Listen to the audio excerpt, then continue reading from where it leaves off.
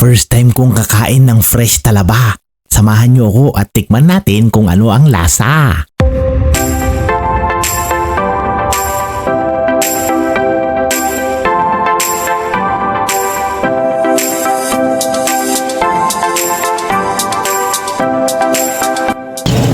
Yeah, these are the West Coast. All the other oysters we have are East Coast oysters, and these are the West Coast.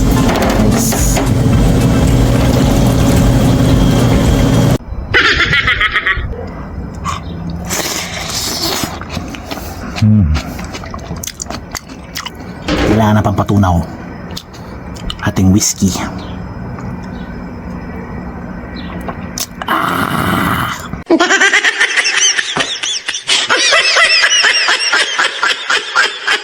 Talaba for today. Bumili nga pala kami ng talaba sa Pacific Fresh. Buhay pa siya. Live oyster.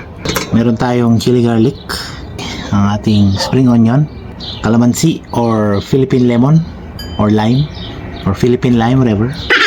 May sibuyas. Meron din tayong sili na may suka. So tara, kain na tayo ng talaba. Fresh talaba yung kakain natin, no? Bubuksan natin gamit ang ating kutsilyo. Yan.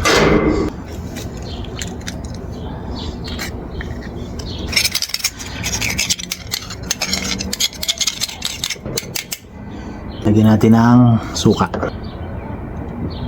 chili garlic. Lagyan din natin ng spring onion, sibuyas, dami ilalagay, and calamansi. Yan, subukan na natin kung ang lasa.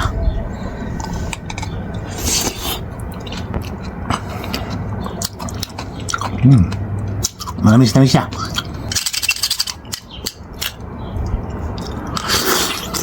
Second talaba.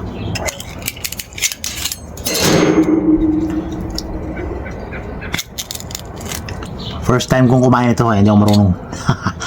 Bahala na kayo dyan. Subukan natin calamansi lang. Yeah.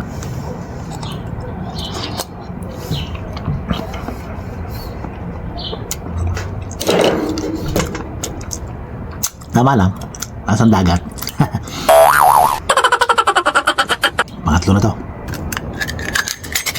Kailangan lagyan mo siya ng mga kung ano-ano, hindi malalasahan mo yung pagka-fresh niya. Para ka din naman kumakain ng yung fresh talaba. Talaba ni kailangan medyo malakas ka rito pag kirahin mo. Oh. Yeah. Talaba. Talaba ni Inday. What? What the fuck? Talaba ni Inday. Buyas, spring onion, calamansi, chili garlic, suka. Ayan, diba?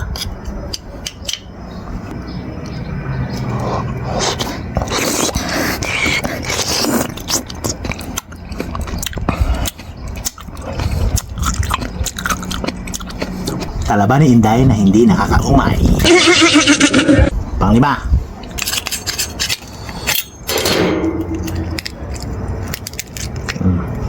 Sibuyas, calamansi, spring onion, chili garlic, suka. Dapat dinadilaan nyo muna. Yeah, boy.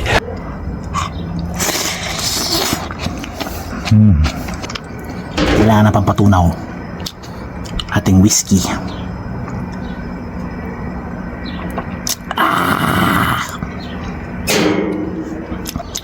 O yan, 5 piraso lang na kaya ko. Medyo naumin ako sa talaba ni Inday.